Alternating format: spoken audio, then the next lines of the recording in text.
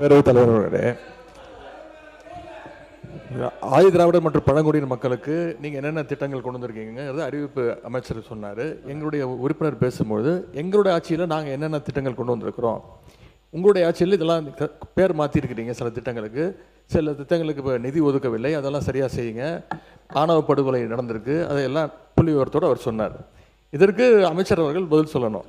ஆனால் சிலர் இங்கே தேவையில்லாத பிரச்சனைகளை எழுப்பி உங்கள் ஆட்சியில் நீங்கள் இதை செய்யலை, சிஏஜியில் இது கம்மியாக இருக்குது, இதனையெல்லாம் நீங்கள் தவறாக செஞ்சிட்டீங்க அப்படின்னு பதில் சொல்லும் போது இது தவறான பாதைக்கு இது சென்று கொண்டிருக்கிறது.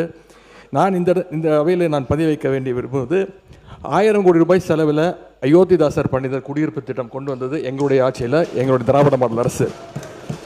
1000 கோடி ரூபாய் மதிப்பீட்டில் தொல்குடி திட்டம், அம்பேத்கர் அயலக உயர்கல்வி திட்டத்தின் மூலம் 36 லட்சம் ரூபாய் வரைக்கும் நிதியுதவி, உரிமையாளர் ஆக்கிட நன்னிலம் திட்டம், சைதாப்பேட்டையில் 46 கோடி ரூபாய் மதிப்பீட்டில் MC ராஜா மாணவர் விடுதி, ஆதி திராவிடர் மற்றும் பழங்குடியினர் ஆணையம், இப்படி பல்வேறு திட்டங்களை சொல்லிக்கொண்டே போகலாம். இதே அமைச்சர் அவர்கள் பல்வேறு முறை பாராட்டியிருக்கிறார். இந்த திட்டங்களை எல்லாம் இதே அவையில் அவரே பதிவு வச்சிருக்கிறார்.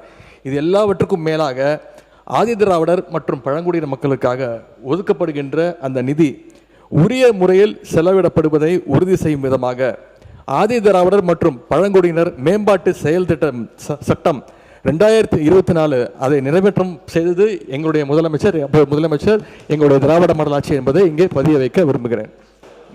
பேரவைத் தலைவர்களே, எதிர்க்கட்சி தலைவருக்கு நன்றி. ஒரு குறிப்பை சொன்னார், நாங்கள் சிலைகளை அமைத்தோம் அப்படின்னு. நான் ஒரே ஒரு கேள்வி கேட்குறேன் அவரை பார்த்து. கேள்வி கேட்கக்கூடாது, கேள்வி கேட்கக்கூடாது, என்ன கேட்குறேன்னு பஸ் சொல்லுவேன்.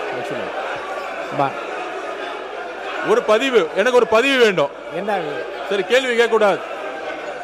ஓகே, எதிர்க்கட்சி தலைவர் பார்த்து கேள்வி கேட்கக்கூடாதா? சரி, கேள்வி கேட்கல. சரி, ஒரு பதிவு பண்றேன். சரி, நான் ஒரு பதிவு பண்றேன், இங்க இருக்கவங்களை ஒரு பதிவு பண்றேன். என் பதிவு என்னன்னு கேட்டுக்க சொல்லுங்க. நான் ஒன்னும் அவைக்கு வந்து தப்பா பேசல. நான் என்னோட கேள்வியை வாபஸ் வாங்கிடுறேன். என்னுடைய பதிவு பண்றேன். ஓகேங்களா? என்ன பதிவுனா, சமூக நீதி பேசக்கூடிய திராவிட முன்னேற்ற கழகம் அந்த காலத்தில் அதிகாரம் கூட கிடையாது. பெரியார் அவர்களும் அண்ணா அவர்களும் இங்கே கேஸ்ட் ரிசர்வேஷன் பிரச்சனை வரும் பொழுது மிகப்பெரிய போராட்டத்தை ஏற்படுத்தி அரசியலமைப்பில் முதல் அமெண்ட்மெண்ட்டை கொண்டு வந்தாங்க. ஓகேங்களா?